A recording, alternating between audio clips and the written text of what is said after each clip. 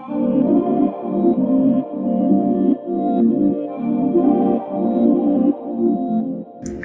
guys, welcome back to yet another episode of the Make It Easy podcast. First of all, let me start by registering my apologies for being absent for 2 weeks. Yeah, but we are back. We are finishing this season, guys. Can you imagine? Season 2 is almost done. We are only one episode away to finishing this season, and I couldn't be more excited. So grateful to you guys for the support, for the support, for the kind words, and for always interacting with my content. Yeah, so super grateful for you guys. So today's episode, as you can see, I don't have my black notebook as usual. Today we don't have a guest. Today I felt the need of sharing things that I have been learning over the past few days, weeks, months, and just share them with you. So let's get right into it. So the first thing that I've been learning is not beating yourself too much, the importance of not beating yourself too much, or understanding how not to beat myself too much. You get what I'm saying? Because I think most times I am guilty of that. I tend to set certain standards for myself, and then when I don't hit them, or I don't get to that particular point, I feel so devastated and so angry at myself. But when I look back, I think there are certain small milestones that I have actually conquered, or I have actually overcome. But because my eyes were fixated on this one particular milestone, which I have not hit, I tend to be angry at myself. So this is to tell you, sometimes or most times you may not it is celebrating small wins. Let me put it this way: celebrating small wins is very important, and I think we actually did an episode about this, the importance of celebrating small wins, and we had some on the episode last week, but 2 but 3, and he was saying the way he may not be where he wanted to be today or now at this particular moment, but he definitely is not where he was like few years ago. So yes, we have goals, we have things that we have set, standards that we have set for ourselves, but sometimes take a pause to just appreciate, take one day at a time. And that also is not an excuse to tell you to be complacent or to be lazy or anything. One day at a time, celebrate the small wins, and eventually, if you put in the work and of course pray to God and do what you need to do, everything else will go out as you planned or wish. So yeah, take one day at a time. Don't beat yourself too much. Appreciate the small wins, and also it's about progress over perfection. I think that has been quite clear for me, or quite quite evident in my life right now, that I should stop focusing on being a perfectionist, or being wanting to have everything, wanting to know how everything will turn out. So just celebrate the small wins and appreciate the progress as it comes. The other one is the importance of setting up accountability systems around you. So this is very big, or it's very big for me. So last week but one, I was catching up with this friend of mine, and we were talking. Then I was there so excited, telling them about the things that I have been up to lately, and the small achievements that I've been having. And of course they were happy for me, but then they were like, okay, so this is what you have achieved, good job, but what about this thing that you said you'll achieve at this particular point? Why are you not doing it?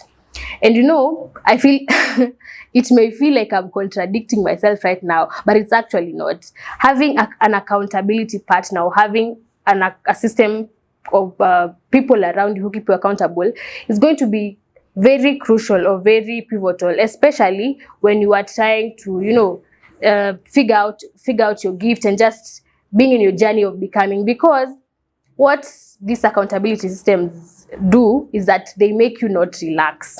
So you remember the first point I've told you, to celebrate the small wins. Yeah, it's very good celebrating the small wins, but don't forget to, after you celebrate and then move on to the next. So what most of us do is that to celebrate the small wins, then you stay there, and then you're like, okay, nimefika, this is it, I'm not doing anything more. Having people, being accountable to people or someone or whoever, will make you you will not be comfortable in your place of achievements. Yeah, we are always growing, we are always evolving, we are always striving to be the best versions of ourselves day in, day out. So the importance of this accountability system is that they make us not relax. And I was there telling my friend the way I've done this, and then of course they were excited for me and they told me good job, nini. But then they're like, okay, what about this other thing that you said you'll do? So I'm like, okay, yeah, makes sense. So I left there, went home, and I was like, I think I am letting all these small wins get into my head and making me forget about the bigger picture. So I hope you have people like that in your life. And if you don't, just figure out and identify people who can be a structure of accountability for you, so that you don't relax. Because also relaxing is, when you relax, you literally dwell in the wins and the achievements, and then you don't make any step forward. So that's not what we are doing here. We are making it easy for you by having you move to the next step. All right. So the other point is how I've written it is, starting is okay and important, but so is staying consistent. Now this one, most of us, we like telling people, or I think I also like telling people, just start, which is very important. Start. If there's anything you want to do, a business, a podcast, whatever, name it, anything that you want to launch or anything that you want to try or start.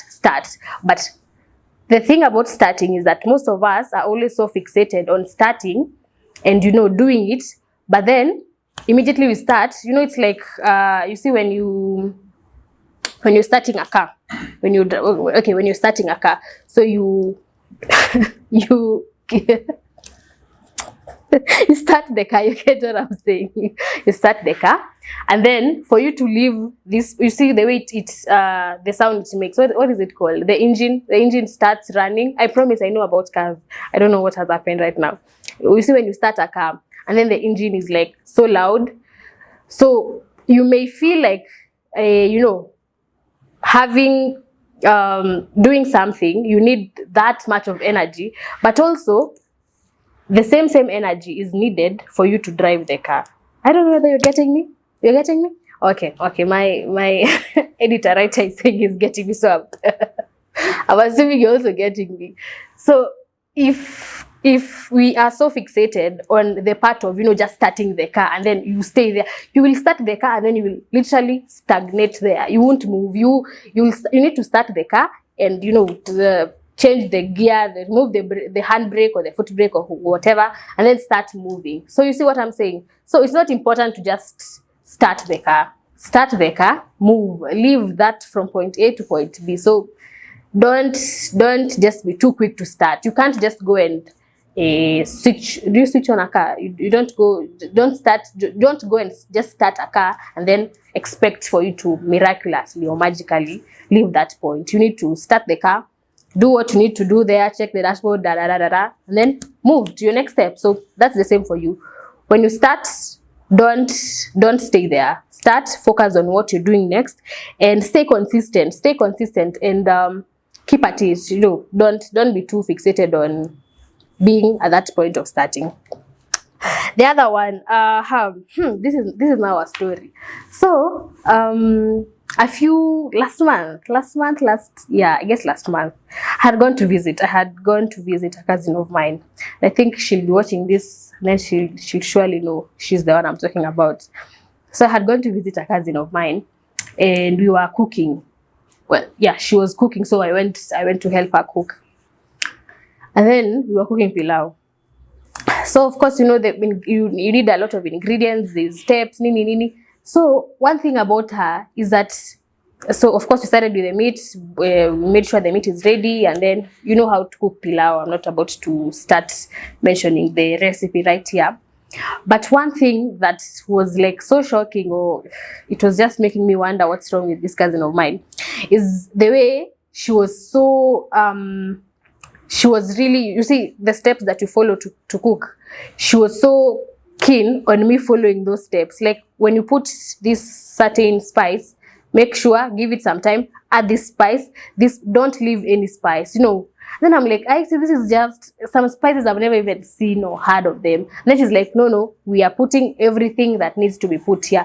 For this pilau to taste the way it needs to taste, everything needs to be, every ingredient needs to be possible. Then of course I was just there following, because following, putting all the spices. But then I'm thinking, this is not how I cook pilau at home. And my pilau, the pilau I cook at home is, I guess, I don't guess, I know it's good. But you know, I come to this place and then we have to do this certain, their steps. Like it's like a workbook, a systematic step of how we need to prepare this food. And so of course we do it, and she's insisting that, you know, this is very important. This ingredient, when you put it, it is going to make the food taste sweet, sour, so many things. I was not even concentrating at this point. I just wanted the pilau, we eat, we finish this story. So as it happened, we finished preparing the food, then we started eating. And then I can that pilau compared to the pilau that I cook at home, 100 cannot be compared. So good, it was so good. I even went and got a second plate. You know, as I was just there eating, I could feel the taste that, you know, she was telling me this spice will bring out this sour taste, it will bring this, you know, sweet taste, it will bring this kind of taste. And then I was just thinking, so if I had not put this certain spice, or if I had not done what she said I should do while cooking this pilau, it probably wouldn't have tasted this good, because it was actually so good. Yeah. So one thing, moral of the story, or now to bring it to context, because this is not, it's not all about the pilau, the sweet pilau that I was eating. One thing that I got to understand or learn from that is that sometimes, or not sometimes, most times, there are so many key details or key people that we need in our life for us to be who we are. So think about it this way. There are so many people that you feel, we actually, you as an individual, look at yourself, your life and everything.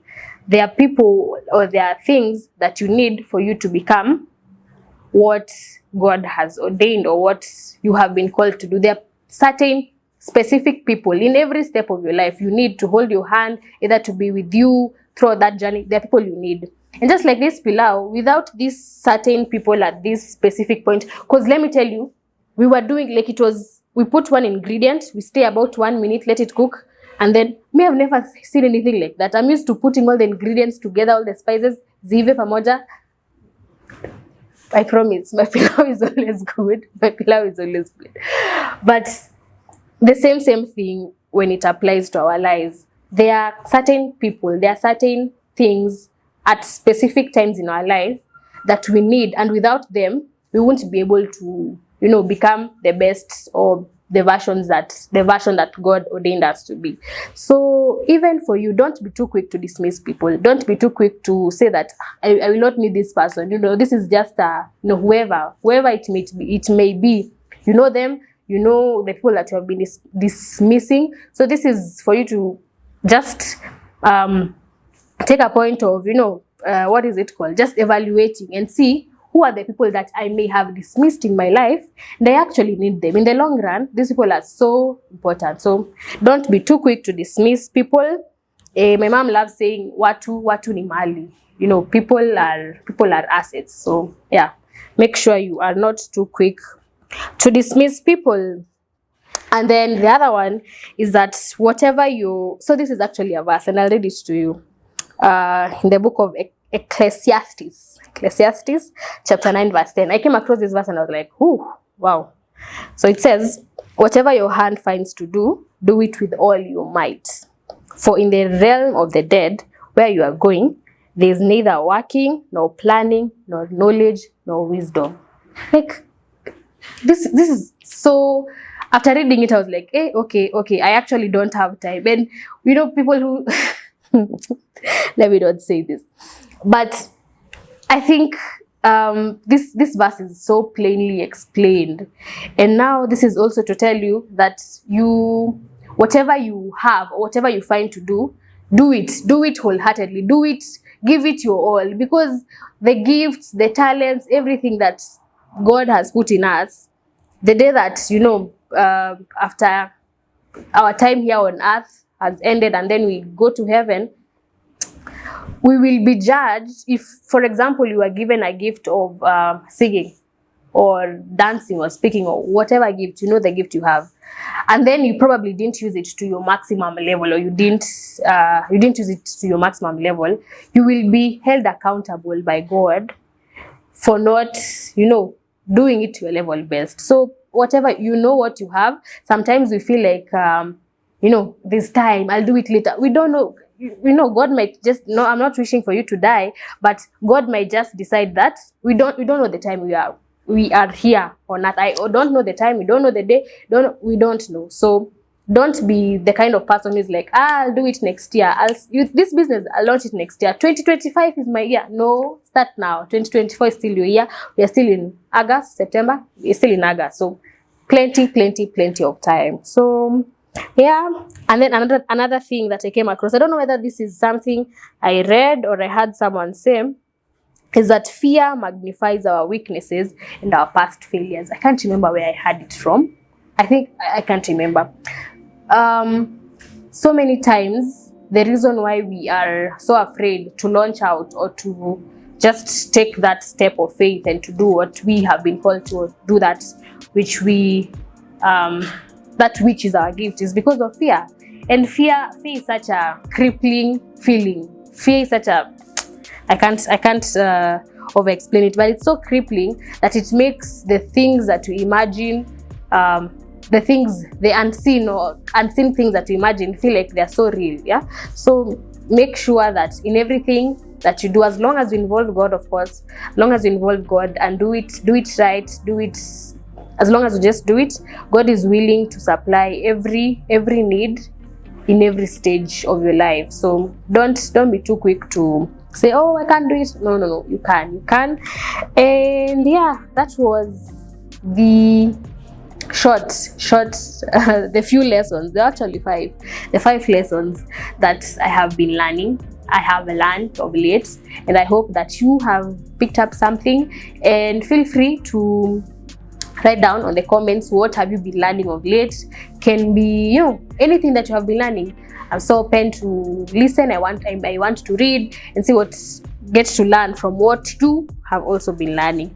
So I guess that's it for today. This was quite a short episode, but don't worry. Yeah, check out episode 10. We'll be dropping next week. Today's Friday, yeah. So the next episode will be dropping last week, our last episode, guys. So excited. So yeah, that's it for today. Make sure, if you have not subscribed, I don't know, unataka, what do you want? Subscribe, share, like, comment. Yeah, I'll see you next week. Bye.